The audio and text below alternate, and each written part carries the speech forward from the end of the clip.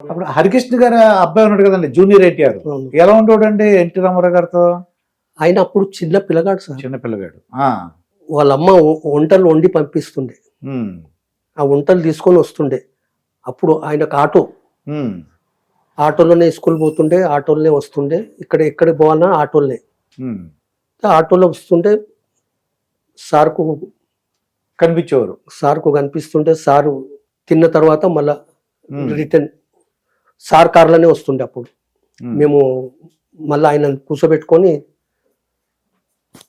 అక్కడ వదులుతుండే శంకర్ మఠ్.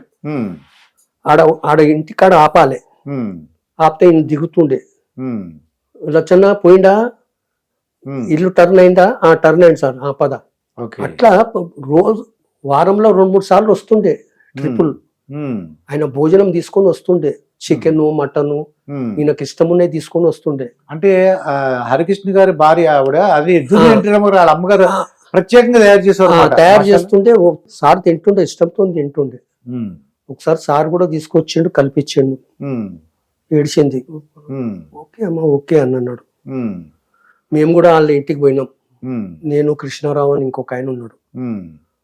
హరిబాబు తీసుకుపోయిండు, కూర్చోబెట్టిండు, మాకు చాయ్ తెప్పించి చాయ్ పెట్టించి చాయ్ తాగినాం.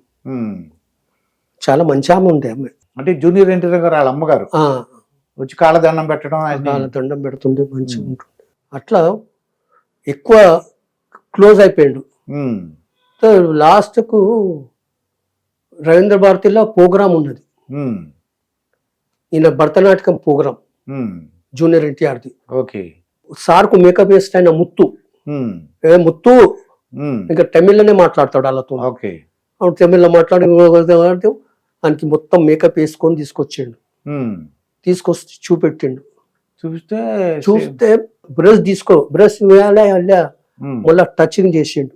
Okay fine. Junior NTR touch చేసి పోరా మన్మడా కప్పు కొట్టుకొని రా. ఓకే. అది నిజంగానే కప్పు కొట్టుకొచ్చింది సార్. అంటే అక్కడ ఆశీర్వదించి ఎవరు అనుకున్నారు మరి? ఎన్టీఆర్ తాతగారు ప్లస్ ఆయన ఒక దైవశక్తి ఉందిలేండి ఆయన దగ్గర. అయితే చెప్తున్నా, కొట్టుకొస్తారా అంటే కొట్టుకొచ్చి ఉరుక్కుంటూ వచ్చి జూనియర్ ఎన్టీఆర్ చల్లగా బతుకురా నాన్న అన్నాడు.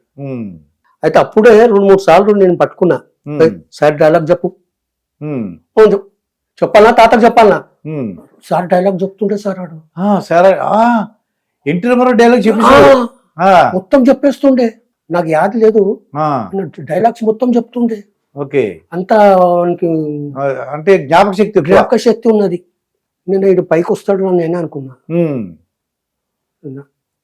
అది మనకు శక్తి ఉన్నది. సేమ్ అంటే జూనియర్ ఎన్టీఆర్ ఎలా ఉంటారంటే ఎన్టీ రామారావు గారు ఉంటారు.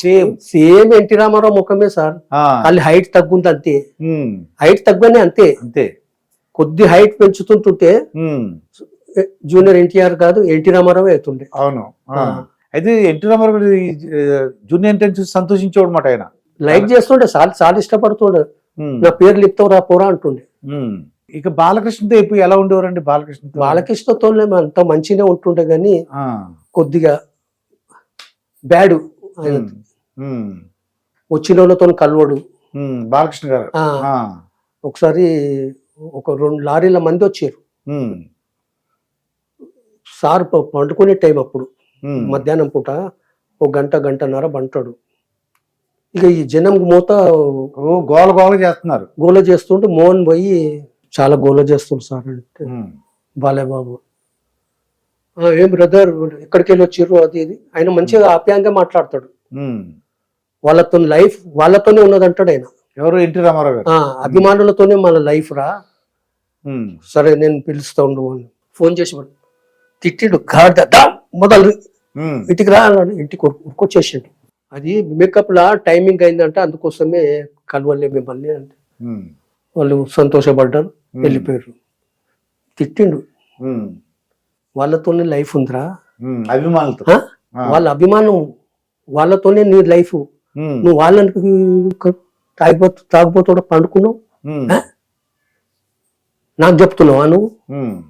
జాగ్రత్త, ఇప్పటి అట్లా చేయదు. అంటే అభిమానులతో కలవాలి. వచ్చిన వాళ్ళతో అందరితో కలవు, ఎవరిని వదలటమైనా. అయితే మార్నింగ్ పూట మొదలు స్టార్టింగ్ అప్పుడు 3-4 రోజులు అయింది. ఉమ్, సెక్రటరీ పోతున్నాం వస్తున్నాం. ఫస్ట్ సార్తో మాట్లాడిన మాట ఉమ్, 8 గంటలకు పోతుంటాం. ఒక రోజు పోయినాం. ఉమ్, రెండో రోజు సార్ చిన్న మనవి సార్ ఉమ్, చెప్పండి. ఉమ్, అప్పుడు లచ్చన్న పేరు తెలియదు, చెప్పండి అంటుండే. ఉమ్, నేను సార్ వాళ్ళు వస్తారే 9 గంటలకు 9:30కు వచ్చి క్లీనింగ్ చేస్తారు 10 గంటలకు. ఉమ్. మీరు ముందు ఎందుకు వచ్చారు? మీ మొదలు వస్తే ఇక గిట్లనే అవుతుంది సార్. ఉమ్, సార్కి ఎవరు చెప్తలేరు, ఉమ్, భయం. ఎవరు చెప్తలేరు. ఆఫీస్ వాళ్ళందరూ 9:30-10 అవుతుంది, ఈయన 8 గంటలకు వచ్చేస్తున్నారు. 8 గంటలకు వస్తే ఎట్లా సార్? ఉమ్, 9 గంటల కన్నా మినిమం 9 గంటల కన్నా రారు సార్. ఉమ్, ఓకే లచ్చన్న ఉమ్, వాళ్ళకి చెప్పి 9 గంటలకు వస్తాడంటే సార్కు చెప్పేసిన. ఉమ్, అట్లా 2 సార్లు 3 సార్లు అయింది. ఉమ్, ఇక్కడ హ్యాబిట్స్లా ఉమ్, దగ్గర 10 లారీలు వస్తున్నాయి సార్ డైలీ. ఉమ్, మేము వెళ్ళిపోతున్నాం, మళ్ళీ వీళ్ళందరినీ ఎల్లగొట్టేస్తున్నారు. ఉమ్, నాకు చూసి నేను డోర్ తెరిచి చూసిన, ఉమ్, చూసి అన్ని లారీలే ఉన్నాయి. ఉమ్, గమనం కూర్చుంది. సార్ ఒక మనవి సార్, ఉమ్, రేపటి సంది సీఎం దగ్గర ఎవరు కలవద్దు, మేము మాట్లాడము, ఎవరితో కలవరు ఉమ్, అని పేపర్ స్టేట్మెంట్ చేశారు. ఎవరు రారు అన్న. ఉమ్, ఏం పిచ్చిగుందా? ఉమ్. ఆ, ఉన్నది చెప్తున్నా సార్. ఆ, రోజు 10 లారీలు వస్తున్నాయి, ఉమ్, మీరు లోపల వచ్చి బండ్ల కూర్చుంటారు, మేము సెక్రటరీ వెళ్ళిపోతున్నాము, ఉమ్, ఆడికెళ్ళి వాళ్ళు వెళ్ళిపోతున్నారు. ఉమ్. అందుకోసమే చెప్తున్నా. ఓకే, పేపర్లో ప్రకటిద్దాము. పేపర్లో ప్రకటించేశారు, మా దగ్గర ఎవరు రావద్దు, మేము ఎవరిని చూడము, ఎవరితో మాట్లాడము, ఉమ్, ఇది సరిపోతుంది సార్ అన్న. ఉమ్, పిచ్చిగుందా ఉమ్, అన్నాడు. ఉమ్, ఉన్నది చెప్తున్నా సార్ అన్న. కామ్ అయిపోయిండు. ఉమ్, తెల్లారి ఏదో ప్రకారము ఉమ్, సెక్యూరిటీ అయిన డోర్ తెరిచి చూసిండు, డోర్ లూకేసి ఎక్కకి వెళ్ళిపోయాడు. ఉమ్. వెళ్ళి లారీ వాళ్ళందరినీ ఇంకా గేట్ 2 గేట్లు ఉంటాయి, ఇంకా ఉమ్, గేట్ తెరిచిండు, హాల్ ఉంటది. ఉమ్, హాల్లో దగ్గర 300-400 మంది కూర్చుంటారు. ఉమ్, అంత హాల్ ఉంటది. ఓకే, అంత బటాలియన్ మొత్తం పండుకుంటది ఆడ. ఉమ్, మళ్ళీ ఇంకో గేట్ తెరిచిండు. ఉమ్, తెరిచి ఓ లారీలు ఓ ఓ అని అందరు లోపల రారి బ్రదర్ అన్నాడు. ఉమ్, లోపలికి వచ్చేసి 5 నిమిషాలు మాట్లాడండి సార్. ఉమ్, మీరు ఎక్కడికి వెళ్ళి వచ్చారు? ఉమ్, మేము ఒంగోలుకి వెళ్ళి వచ్చినాం. ఎక్కడ పోయారు? తిరుపతి పోయినాం, పోతా మిమ్మల్ని చూసుకుంటూ పోతాం. ఉమ్, మీరు ఎక్కడ పోయారు? చిలకలూరుపేట. ఉమ్, అంతా అక్కడ అందరినీ. వైజాగ్ అంతా వైజాగ్ కాడికెళ్ళి ఉమ్. కంప్లీట్ అందరితో మాట్లాడారు. అందరితో మాట్లాడి ఎన్టీఆర్ జిందాబాద్ వెళ్ళిపోయాడు. నేను సార్ ఏం అడిగారు సార్? ఉమ్.